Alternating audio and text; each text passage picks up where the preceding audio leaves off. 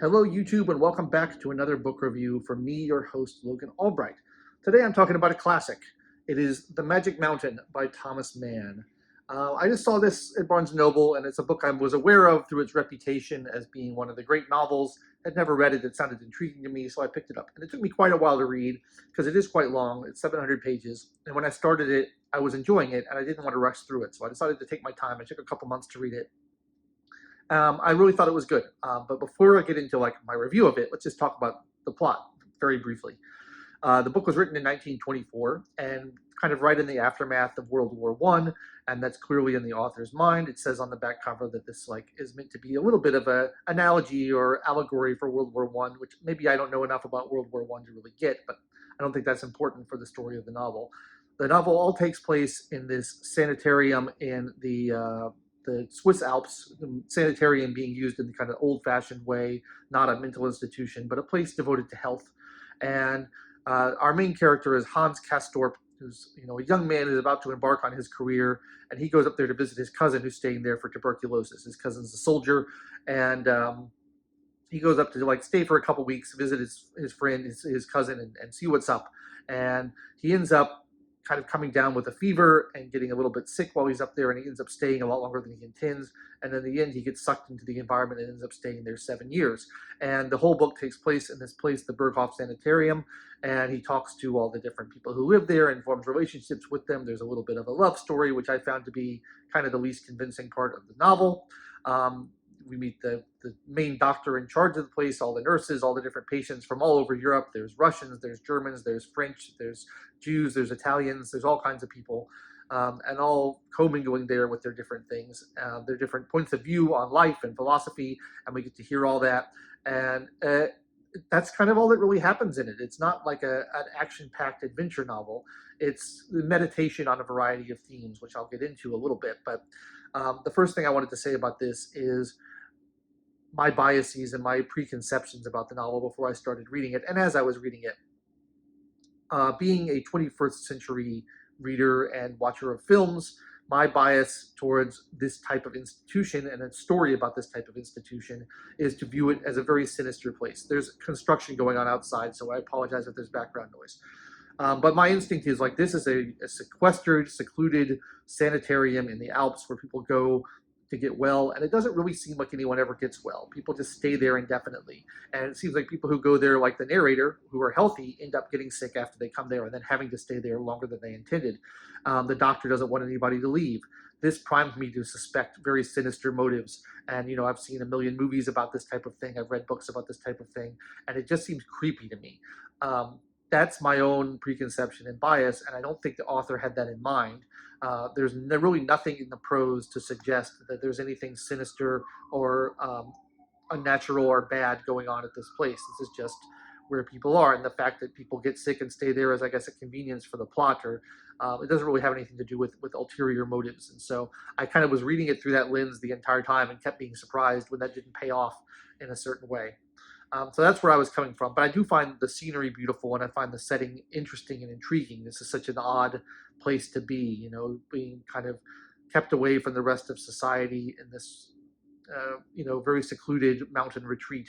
I find that interesting. And I feel like there's an analogy there to religious figures who, go on these pilgrimages or go on these isolation retreats to try to meditate and think about spirituality and life and God and stuff like that, and then they come back more enlightened. I kind of felt like there was some sort of analogy there.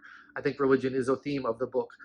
There are two characters in particular, an Italian named Settembrini and a Jewish man named Nefta, and they have lots of extended conversations about philosophy and religion and science and worldview, and Settembrini is the rational materialist humanist type, and Nefta is more of the spiritualist, the religious man who believes more in faith than in reason, and they have lots of back and forths about politics. And Settembrini is also kind of interested in international cooperation and things like the League of Nations and stuff like that.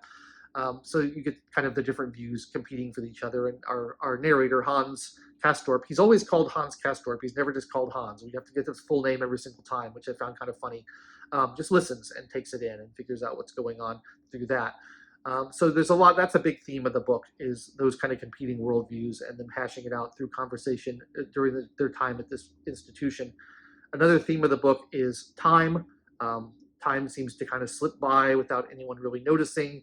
The narrator sort of over time kind of loses the ability to keep track of time and can't really tell how long he's been there. When he first arrives, he's very kind of anxious, like, I've only got 3 weeks and I'm about to leave, and here's when my time is running out, and he keeps track of the days that pass. And then as he stays there longer and longer, the concept of time just starts to seem meaningless to him, and he doesn't really keep track of it anymore. So our perception of the passage of time versus what we're doing in life, I think, is a big theme of it. I think life in general is a big theme, and health. Obviously there's a great deal of talk about sickness and health. I think the focus on life and on health is more pronounced than the focus on death and the focus on sickness. They seem to be, and to me, this is maybe again me personally reading something into this book that isn't there, but I feel like right now in modern America, we have a very, strong fixation on the concept of health, and that seems to be what everyone is trying to prioritize above all other things. And I don't necessarily think it's wise to prioritize health above all other things, but a lot of people seem to be in that mindset these days, and that's kind of the feeling I got from this book, is these people are up there basically not doing anything, just kind of like, they don't really have lives to live. They just do the same thing every day, and they talk to each other, but they're not, out in the world. They're sequestered away, and they're doing that for the sake of their health. But like, what kind of life is that? This is, my interpretation, not necessarily what the author intended, but what kind of life is it to just sit around and be focused on your health if you're not actually living? So I thought that was an interesting theme as well. So I feel like any good novel, this book allows you to impart your own meaning to it, to think about its ideas in a variety of different ways, to come to lots of different conclusions. I don't think it's really trying to propagandize you with any particular message. I think it's just inviting you to ponder these great important questions about life. How important is health? How important is isolation or solitude versus community? How important is your earthly duty versus your spiritual duty? All these type of things are folded into this narrative, and I really enjoyed it. I found a lot of fun in just pondering these things and seeing where the story was going to go. I will say I think it was a little on the long side. The book is about 700 pages long, and I was kind of starting to get tired of it by the end. I think it took a little. It could have cut maybe 100 or 200 pages and gotten to the point a little faster. But I did enjoy it a lot. It was better than I thought it was going to be. I can see why it is regarded as one of the great novels. Thomas Mann won the Nobel Prize shortly after writing this. So he is a Nobel Prize in Literature. So he is a very highly regarded author, and I think he writes well. This is a new translation from the German by John E. Woods, and I thought the translation was pretty good. The translator leaves a note in the edition where he talks about the difficulty of translating this because it contains lots of different languages, different fragments from Russian and from French and from all these other languages, Italian, and you have to decide, like, what of that are you going to translate, what of that are you going to leave in the original? How do you differentiate between them for the English reader?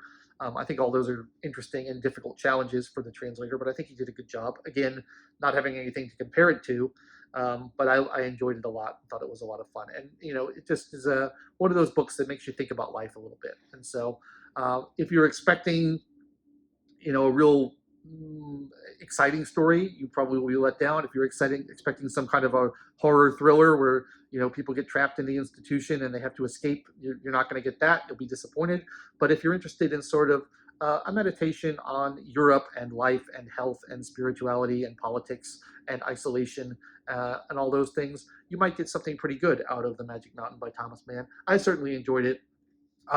There's a few other books that Thomas Mann has written. I might check them out at some point because I do like his writing, but they are long and they will take a long time. And I have a lot of other books on my to-be-read stack, so I probably won't get to him anytime soon. But I'd be interested to know what you think of his writing. If there are any other books you would recommend that I read by him, I'd love your thoughts on The Magic Mountain in the comments down below. And I'd love to hear anything else you have to say about this book. So that's my review of The Magic Mountain by Thomas Mann. Again, there's probably some allegories to World War I that I'm not picking up on and I'm missing, but I think even with that, you can still enjoy the book quite a bit.